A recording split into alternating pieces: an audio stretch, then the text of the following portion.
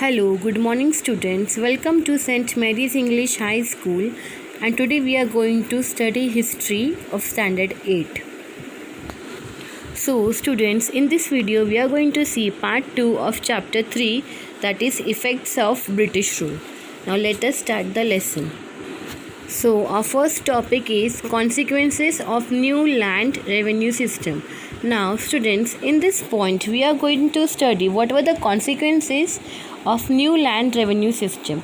Now there were undesirable effects of the new land revenue system on the rural life. For payment of taxes, Indian farmers started selling the crops at whatever price it received. But the merchants and brokers started purchasing their goods at minimum rate. At a certain times, the farmer had mortgaged his land to the moneylender for arrangement of money to pay the tax. Now, farmer became bankrupt. In case of non-payment of loan, the farmer had to sell their land. That is why the farmer was exploited by the government, zamindar, moneylenders and merchants. The farmers become bankrupt. Now students, in this sentence, exploited means misused.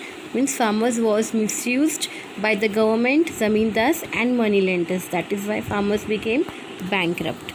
Now let us go to the next point, that is commercialization of agriculture. Now students, let us see what is meant by commercialization of agriculture. Now, initially food grains were cultivated by the farmers.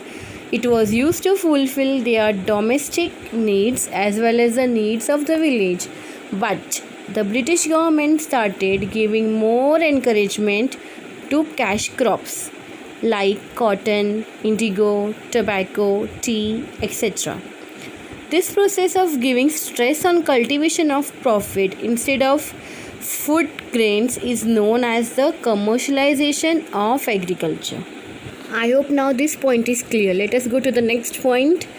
Next point name is famine. Now students, what is famine? Now from 1860 to 1900, India faced great famine, but the British rulers did not take much efforts to overcome it.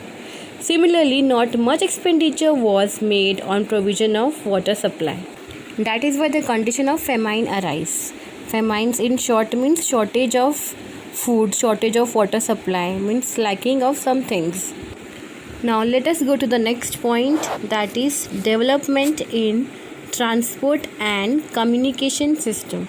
Now for increase in trade and convenience of administration, the British developed modern facilities like transport and communication in India.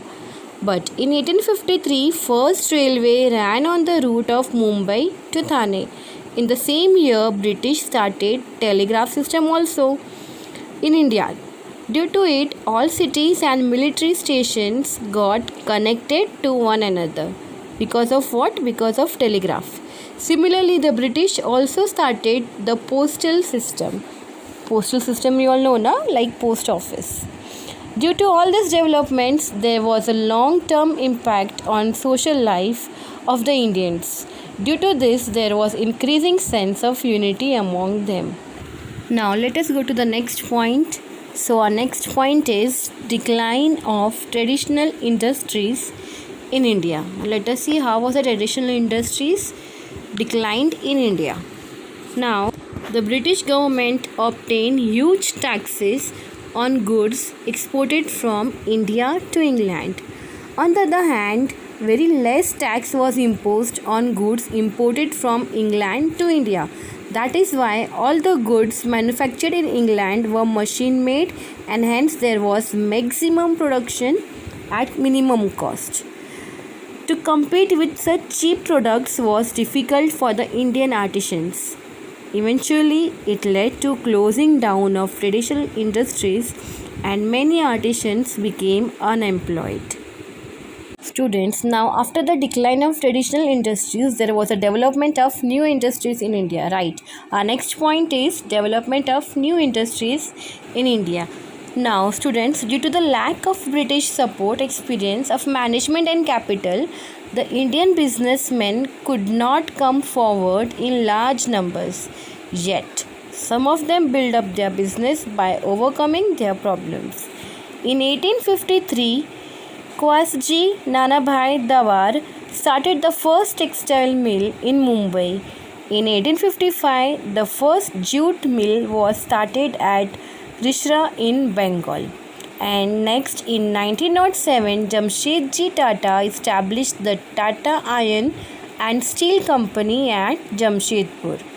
In India also, coal, metals, sugar, cement and chemical industries came to be started. So these were the development took place, new industries had developed in India. Now students, after this development, let us see the social and cultural effects on India.